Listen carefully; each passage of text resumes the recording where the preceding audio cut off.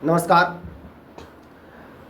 मैं C S Bhardwaj YouTube channel के इस प्लेटफॉर्म पर आप सबका स्वागत है। लोकसभा चुनाव बीतने के बाद विभिन्न पार्टियों में संगठनात्मक बदलाव देखने को मिलते हैं और मिलेंगे। इसी क्रम में बीजेपी में भी बड़े संगठनात्मक बदलाव के संकेत मिल रहे हैं। संगठनात्मक बदलाव की बात करें तो और तो जो होंगे वो होंगे ही, लेकिन सबसे महत्वपूर्ण जो बदलाव होने वाला है वो है बीजेपी के राष्ट्रीय अध्यक्ष का बदलाव। चूँकि आने वाले 30 जून को वर्तमान राष्ट्रीय अध्यक्ष नड्डा जी का, जेपी नड्डा जी का कार्यकाल समाप्त हो रहा है और बीजेपी में कोई भी अध्यक्ष लगातार 2 कार्यकाल यानी 3 और 3 6 साल से ज़्यादा अध्यक्ष पद पर नहीं रह सकता है। वो अध्यक्ष दूसरा बनेगा कोई ना कोई। अब राजनीतिक गलियारों में, मीडिया हाउस में तरह तरह की चर्चा चल रही है, कौन होगा बीजेपी का अगला राष्ट्रीय अध्यक्ष। विभिन्न नाम आ रहे हैं। इन नामों के क्रम में अभी इससे पहले सरकार के शपथ ग्रहण से पहले कयास लगाए जा रहे थे कि शिवराज सिंह चौहान राष्ट्रीय अध्यक्ष होंगे और वो एक दावेदार, अच्छे दावेदार भी थे, क्योंकि पहली लाइन के नेताओं में वो आते हैं। लेकिन शिवराज सिंह चौहान जी केंद्रीय मंत्रिमंडल में शामिल हो गए हैं, इसलिए उनके नाम को लेकर के जो कयास था वो शायद अब समाप्त हो गया है। इसके साथ कुछ और नाम भी चर्चा में थे। चर्चा में यह था कि हो सकता है कोई महिला अध्यक्ष बनाई जाए बीजेपी की, तो निर्मला सीतारमण जी के नाम की चर्चा थी, लेकिन वो भी केंद्रीय मंत्रिमंडल में शामिल हो गई हैं। क्योंकि एक चीज़ तो निश्चित है कि अध्यक्ष वही होगा जो मोदी और अमित शाह का विश्वसनीय होगा, और इसके साथ साथ संघ, संगठन और सरकार के बीच में समन्वय स्थापित कर सके, वही बीजेपी का अध्यक्ष होगा। और इसका बारीकी से ध्यान रखा जाएगा। जिन जिन नामों के कयास लग रहे थे ज़्यादा पुरजोर तरीके से, वो केंद्रीय मंत्रिमंडल में जा चुके हैं। अब बात आती है कि आखिर जब ये केंद्रीय मंत्रिमंडल में जा चुके हैं तो कौन हो सकते हैं। मेरी समझ से जो मुझे समझ में आ रहा है, जो मेरा अनुमान है कि सुनील बंसल इस पद के सबसे प्रबल दावेदारों में से एक हैं। सुनील बंसल जी एक ताकतवर महामंत्री रहे हैं, अभी राष्ट्रीय महासचिव हैं, और सुनील बंसल जी अमित शाह और प्रधानमंत्री मोदी के विश्वसनीय भी हैं। सुनील बंसल संघ से ही आते हैं। सुनील बंसल एक ताकतवर महामंत्री रहे हैं। सुनील बंसल अभी राष्ट्रीय महासचिव हैं। सुनील बंसल जी संघ से भी आते हैं। उनका जो बैकग्राउंड है वो संघ से है, वो संघ से जुड़े रहे हैं और संघ के सक्रिय कार्यकर्ता रहे हैं। संघ की सेवा उन्होंने और देश की सेवा प्रचुर मात्रा में किया है, और वो इस मामले में कहीं कोई उन पर टीका टिप्पणी नहीं हो सकती। एक चीज़ है कि सुनील बंसल जी के जो कार्य करने के स्टाइल है, वो दोस्त तो बनाते ही हैं, काम तो करते ही हैं, लेकिन उनके दुश्मन भी कुछ बन जाते हैं। लेकिन कुल के बाद भी सुनील बंसल एक प्रबल दावेदार है। वैसे कयास तो बहुत लगाए जाते हैं बीजेपी में, लेकिन अक्सर कयास फेल कर जाते हैं। कुछ ना कुछ अमित शाह और मोदी कुछ सरप्राइज़ देते हैं, तो सरप्राइज़ दे भी सकते हैं। सुनील बंसल के अलावा भी बहुत लोग हैं जो हो सकते हैं। इसमें अगली कड़ी में जो नाम हो सकता है, जो अध्यक्ष हो सकते हैं, राष्ट्रीय अध्यक्ष, वो विनोद तावड़े हो सकते हैं। विनोद तावड़े जी भी संघ से आते हैं। विनोद तावड़े भी एक प्रबल दावेदार हैं। विनोद तावड़े जी के नाम से दुनिया के किसी भी राजनीतिक दल में सबसे अधिक सदस्य बनाने का रिकॉर्ड उनके नाम है। बीजेपी में सदस्यता प्रभारी रहते हुए उन्होंने इतने सदस्य बनाए हैं बीजेपी के पूरे देश में, दुनिया की किसी पार्टी ने, किसी पार्टी के किसी कार्यकर्ता के द्वारा इतने सदस्य नहीं बनाए गए हैं। तो विनोद तावड़े, अब सुनील बंसल जी राजस्थान से हैं और विनोद तावड़े जी महाराष्ट्र से हैं।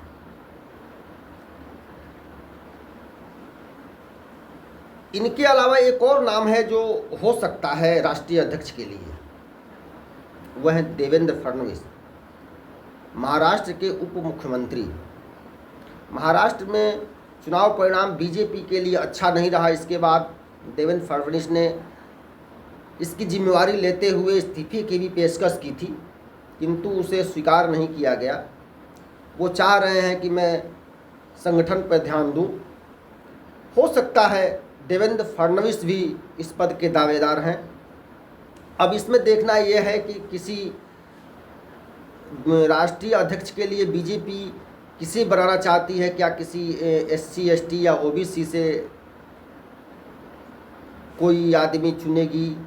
अगर इसका कोई वो नहीं होगा कि नहीं OBC और SC ST होना चाहिए, तो देवेंद्र फडणवीस भी एक दावेदार हो सकते हैं।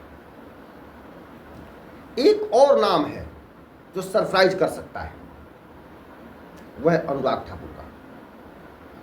अनुराग ठाकुर हरियाणा से है, वहाँ के पूर्व मुख्यमंत्री के बेटे हैं और वो राष्ट्रीय युवा मोर्चा के अध्यक्ष रह चुके हैं, ABVP के भी अध्यक्ष रह चुके हैं। और अनुराग ठाकुर का अनुभव, अनुराग ठाकुर पिछले 5 बार से लगातार सांसद हैं।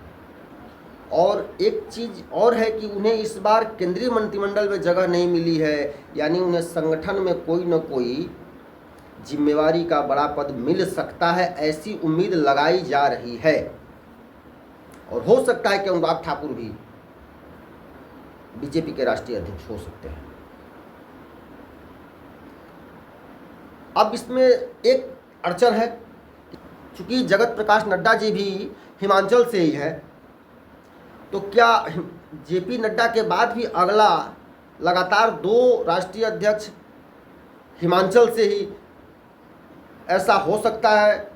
क्योंकि ऐसा संभावना तो कम लगती है, लेकिन कुछ भी हो सकता है, ऐसा भी नहीं कहा जा सकता कि नहीं हो सकता। तो नहीं हो सकता, उसके बाद भी वो उसके प्रबल दावेदार हैं, इसमें कहीं दो राय नहीं। अब हिमाचल के होने के चलते और उनके पहले के अध्यक्ष हिमाचल के हैं, इसलिए उनको यह जिम्मेवारी न सौंपी जाए, यह अलग बात है। लेकिन अनुराग ठाकुर भी राष्ट्रीय अध्यक्ष के अच्छे दावेदार हैं। अनुराग ठाकुर इससे पहले केंद्रीय सूचना प्रसारण मंत्री रहे, 14 मंत्रिमंडल में भी रहे, 2019 के मंत्रिमंडल में भी रहे। सबसे सरप्राइज नाम, इन 3-4 नामों को आपने सुना, इन सबके बाद एक सबसे सरप्राइज नाम जो है, जिसे आप भी सुनकर चौंक जाएंगे, और हो सकता है कि SC ST और OBC का अगर ध्यान रखा जाए तो वह नाम सबको सरप्राइज कर सकता है, और वह नाम उत्तर प्रदेश से होगा। वह नाम होगा उत्तर प्रदेश के वर्तमान उप मुख्यमंत्री केशव प्रसाद मौर्य जी का। केशव प्रसाद मौर्य जी भी बीजेपी के राष्ट्रीय अध्यक्ष बनाए जा सकते हैं, और यह एक सरप्राइज नाम इसलिए है कि चूँकि उनके नाम के कयास कम लोग लगा रहे हैं, लेकिन मुझे लग रहा है, मुझे दिख रहा है कि वो भी एक प्रबल दावेदार हैं। चूँकि केशव प्रसाद मौर्य जी विश्व हिंदू परिषद के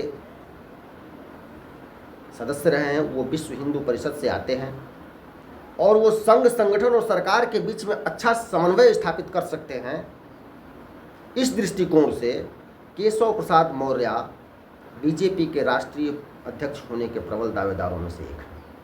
केशव प्रसाद मौर्य जी के बाद भी 1-2 और सरप्राइज नाम हैं जो बीजेपी के राष्ट्रीय अध्यक्ष हो सकते हैं।